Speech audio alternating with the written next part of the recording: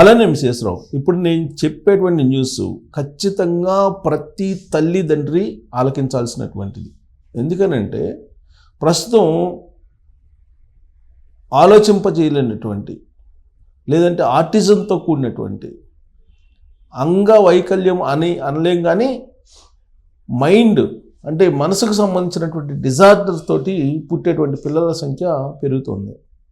దానికి కారణం social media తర్వాత గేమ్స్ కానీ ఇలా రకరకాలుగా సోషల్ మీడియాలో వచ్చేటువంటి కంటెంట్ ఏదైతే ఉందో ఆ కంటెంట్ని చూస్తూ పుడుతున్నారు, చూస్తూ పెరుగుతున్నారు. ఇది చాలా ప్రమాదం అని చెప్పి యూట్యూబ్ సీఈఓనే అంటున్నారు. ఆయన ఇంట్లో యూట్యూబ్ మీద నిషేధం విధించారంట. ఆయన ఇంట్లోనే. ఆయనకి 3 పిల్లలు. నీల్ మోహన్ ఆయన పేరు, కనిపిస్తున్నారు చూడండి. ఆయనకి 3 పిల్లలు, 2 అబ్బాయిలు 1 అమ్మాయి. వాళ్ళకి యూట్యూబ్ చూడటానికి లేదని చెప్పి నిషేధం విధించారంట. కేవలం వీకెండ్స్లో, అది కూడా లిమిటెడ్ టైంలో చూసేదానికి అవకాశం ఇచ్చారంట. సో ఈ సోషల్ మీడియా కారణంగా ఆ సోషల్ మీడియాకి సీఈఓగా ఉన్నటువంటి ఆయనే లిమిటేషన్స్ పెట్టి వాళ్ళ పిల్లలకి జాగ్రత్తగా చూసుకుంటూ ఉంటే, మరి పబ్లిక్ ఏం చేస్తున్నారు? పిల్లలు ఏడవకుండా ఉండటానికి, పిల్లలు అన్నం తినడానికి, చిన్నపిల్లలు యూట్యూబ్ని చూపిస్తున్నారు, యూట్యూబ్లో ఉన్నట్టు గేమ్స్ని చూపిస్తున్నారు, లేదంటే యూట్యూబ్ క్రియేట్ చేసినట్టు కంటెంట్ని చూపిస్తున్నారు. ఇది చాలా ప్రమాదకరం. అది లాస్ట్కి వ్యసనానికి దారితీస్తూ ఉంది. అణుబాంబు కంటే ప్రమాదకరమైనది మొబైల్. అణుబాంబు కంటే ప్రమాదకరమైనది. సో దాన్ని పక్కన పెట్టుకొని మీరు గనక ఎడిక్ట్ అయితే ఇక దాన్ని లేకుండా మీరు ఏదీ చేయలేరు. ఈవెన్ ఆంధ్రప్రదేశ్ ముఖ్యమంత్రి చంద్రబాబు గారు కూడా అదే చెప్తున్నారు. ఇవాళ భార్య లేకుండా భర్త ఉండగలుగుతున్నారు, భర్త లేకుండా భార్య ఉండగలుగుతుంది, కానీ మొబైల్ లేకుండా ఎవరు ఉండలేకపోతున్నారు అనేటువంటి విషయాన్ని ఆయన చెప్తున్నారు. ఇది సమాజానికి అత్యంత డేంజర్. ఏ అణుబాంబో, హైడ్రోజన్ బాంబు, లేదంటే ఏ మిజైల్స్, ఇవి కాదు ప్రమాదం సమాజానికి. కరెక్ట్గా సమాజానికి ఇప్పుడు బాగా ప్రమాదకరమైనది ఏంటంటే మొబైల్. ఈ మొబైల్ ఎంత ప్రమాదకరం అంటే సక్రమ మార్గంలో ఉపయోగించకపోతే అది ఆటం బాంబు కంటే ప్రమాదకరం. పిల్లలని వాళ్ళ మెదడుని పెరగకుండా చేస్తుంటుంది, పెద్దలని వ్యసనపరులుగా మార్చేస్తుంటుంది. దాంట్లో ఉండేటువంటి కంటెంట్, నెగిటివ్ కంటెంట్ ఏదైతే ఉందో అది రాక్షసుల్లాగా మారుస్తుంది మానవుల్ని. కాబట్టి మనం చూసేటువంటి కంటెంట్ మంచిదయ్యి ఉండేలాగా తల్లిదండ్రులు సెట్ చేసుకోవాలి ఇంటర్నల్గా. లేదంటే పిల్లలు ఏ కంటెంట్ పడితే ఆ కంటెంట్ చూస్తే మీ చేతికి దొరకరు. ప్లస్ ఇప్పుడున్నటువంటి రోజుల్లో అసలు రీడింగ్ హ్యాబిటే తగ్గిపోతుంది అంటున్నారు, నిర్వీర్యం అయిపోతున్నారు పిల్లలు అంటున్నారు. నేటి బాలలే రేపటి పౌరులు అని చెప్పేసి చాచా నెహ్రూ గారు చెప్పారు. మరి ఇవాళ ఉండేటువంటి చిన్నారులని మనం కాపాడుకోలేకపోతే రాబోయేటువంటి పౌరులు రాక్షసులాగా మారే అవకాశం ఉంది. సమాజాన్ని అసలు చీల్చి చెండాడేటువంటి భయంకరమైనటువంటి మనుషులను తయారు చేసే అవకాశం ఉంది. అలాంటి కంటెంట్ ఇప్పుడు సోషల్ మీడియాలో మనకు లభిస్తుంది. అందుకే సోషల్ మీడియా సైకోలు అని అంటున్నారు. సైకోలు కాదు, వీళ్ళు చాలా ప్రమాదం. వీళ్ళు ఉగ్రవాదులు లాంటి వాళ్ళు. ఉగ్రవాదుల కంటే ప్రమాదకరమైనటువంటి వాళ్ళు.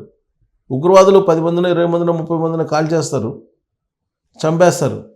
కానీ కొన్ని కోట్ల మందిని చంపేసేది ఈ సోషల్ మీడియా ఉగ్రవాదులు. కంటెంట్ అనేది ప్రజలకు ఉపయోగపడాలి, సమాజానికి ఉపయోగపడాలి. అలా కాకుండా కంటెంట్ ఎవరికి వాళ్ళకి క్రియేట్ చేసుకొని వ్యూస్ కోసమో లేకపోతే డబ్బుల కోసమో ఏదో ఒక రకంగా చేసి దాన్ని సోషల్ మీడియాలో వదులుతున్నారు.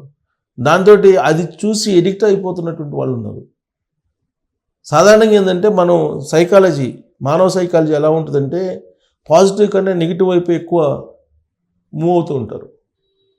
అది చిన్నప్పటి నుంచి వస్తూ ఉంటుంది. అది నువ్వు అటు వెళ్ళకు, అటు వెళితే పడతావు అని చెప్పి మనం చిన్నపిల్లలు చెప్పామనుకోండి, అటే వెళ్తాడు. అది సైకాలజీ అంతే. అది ఈ నెగిటివ్కి ఉన్నంత ఆదరణ పాజిటివ్కి లేదు, పాజిటివ్ ఉండటం లేదు. నిజానికి ఉన్నంత విలువ దానికంటే కూడా అబద్ధానికి ఎక్కువ ఉంటుంది.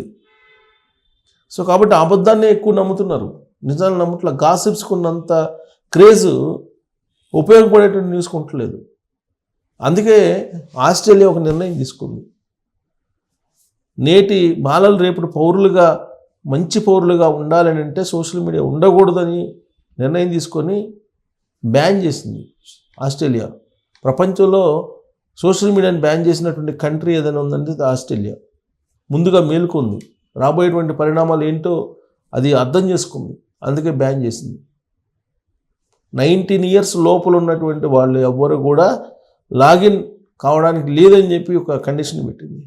ఇన్ కేసు వాళ్ళు లాగిన్ అయ్యి ఆ కంటెంట్ చూస్తుంటే ఆ సంబంధిత కంపెనీ ఏదైతే ఉందో దాని మీద 275 కోట్ల రూపాయలు ఫైన్ విధిస్తామని చెప్పి హెచ్చరించింది. దానికి సంబంధించి ప్రత్యేకమైన చట్టాన్ని కూడా తీసుకొచ్చింది. అంటే సమాజంలో ఎంత ప్రమాదకరమో సోషల్ మీడియా అనేది ఆస్ట్రేలియా గవర్నమెంట్ గమనించినంతగా ఏ గవర్నమెంట్ ప్రపంచంలో గమనించలేదు. ఇప్పుడు భారతదేశం గమనించాలి. ఎందుకంటే సోషల్ మీడియాలో ఎన్ని రకాలుగా నష్టపోతూ ఉన్నారంటే చిన్నపిల్లల దగ్గర నుంచి కాటికి కాలు జాపినటువంటి పెద్దల వరకు సోషల్ మీడియా మీద ఇవాళ డిపెండ్ అయి ఉన్నారు. సోషల్ మీడియాకి బానిసలై ఉన్నారు ఒక రకంగా చెప్పాలంటే. కొంతమంది, ఎక్కువ మంది అది చూడకుండా ఉండలేకపోతున్నారు. ఇది వ్యసనం, ఇది డేంజర్, ఇది చాలా ప్రమాదకరం. అందుకే యూట్యూబ్ CEO వాళ్ళ పిల్లల మీద రెస్ట్రిక్షన్స్ పెట్టాడు. ఏం పెట్టాడు అనేది చూద్దాం. వాళ్ళ పిల్లలకి యూట్యూబ్ CEO పెట్టినటువంటి రెస్ట్రిక్షన్స్ ఇది. యూట్యూబ్ చూడడంపై ఇంట్లో మా పిల్లలపై ఆంక్షలు. సంస్థ యూట్యూబ్ CEOని అంటే యూట్యూబ్ యజమాని వాళ్ళ పిల్లల మీద ఆంక్షలు పెడితే మీ పిల్లల మీద మీరు ఆంక్షలు పెట్టకపోతే మీ పిల్లల భవిష్యత్తు ఏంటి ఆలోచించాలి కదా. సో ఆయన చెప్పాడు, ఆయన ఏమంటున్నాడు, పిల్లల్లో సోషల్ మీడియా వ్యసనంపై ప్రముఖ video streaming platform YouTube CEO Neal Mohan ఈ ఇంటర్వ్యూలో మాట్లాడారు. సామాజిక మాధ్యమాలను అధికంగా ఉపయోగించడం మంచిది కాదని, అందుకే తమ పిల్లలను సోషల్ మీడియాకు దూరంగా ఉంచుతామని ఆయన అన్నారు. వారాంతంలో తప్ప మిగిలిన రోజుల్లో యూట్యూబ్ సహా ఇతర సోషల్ మీడియాలకు దూరంగా ఉండాలని తమ పిల్లలపై ఆంక్షలు విధించినట్లు పేర్కొన్నారు. ఈ విషయంలో తాను తన భార్య చాలా కఠినంగా ఉంటామన్నారు. వారాంతంలో కొన్ని పరిమితులతో వాటిని వాడుకోవడానికి అవకాశం ఇస్తామన్నారు. అయితే అంతేకాకుండా పిల్లలు సోషల్ మీడియాను ఎందుకు, ఏ విధంగా ఉపయోగిస్తున్నారనే విషయాలను గమనిస్తుండడం తల్లిదండ్రుల బాధ్యతల్లో ముఖ్యమైనది. తాను భావిస్తున్నాను ఆ విధంగా చెప్పాడు. పిల్లల అభ్యసనకు అంటే చదువుకి, నైతిక విలువలు నేర్చుకోవడానికి ఉపయోగపడే కంటెంట్ను సోషల్ మీడియాలో వారికి అందుబాటులో ఉండేలా చర్యలు తీసుకోవాలని తల్లిదండ్రులకు సూచించారు. ఈ ఆలోచనతోనే పిల్లలకు అవసరమైనటువంటి సమాచారాన్ని అందించే యూట్యూబ్ కిడ్స్ యాప్ను 2015లో తాము రూపొందించినట్లు తెలిపారు. కాగా నీల్ మోహన్ దంపతులకు 2 కుమారులు 1 కుమార్తె ఉన్నారు. ఇది సో ఒక యాప్ను ప్రత్యేకించి కిడ్స్కి ఉపయోగపడేది తీసుకొచ్చారంట. వాళ్ళ పిల్లల మీద ఆంక్షలు పెట్టారంట. సో ఆంక్షలు లేకపోతే ఎవరు వినరండి. పిల్లలకు కానీ ఎవరికైనా సరే చెడు జరుగుతున్నప్పుడు దాని మీద ఆంక్షలు పెట్టాల్సిందే. ఆంక్షలు పెట్టకపోతే దుష్పరిణామాలను భవిష్యత్తులో మనం ఫేస్ చేయాల్సి ఉంటుంది. అందుకే ముందు మేలుకొని యూట్యూబ్ CEOనే సోషల్ మీడియా మీద వాళ్ళ పిల్లలకి ఆంక్షలు పెట్టారంటే మరి మీ పిల్లలకి ఆంక్షలు అవసరమా కాదా? అలా కాకుండా వదిలేస్తే రాబోయే రోజుల్లో ఏం జరుగుతుంది, ఏం జరిగే అవకాశం ఉంది, మీ పిల్లలు అసలు మీ చేతికి దొరుకుతారా అనేది మీరు కామెంట్ చేయొచ్చు. Thank you.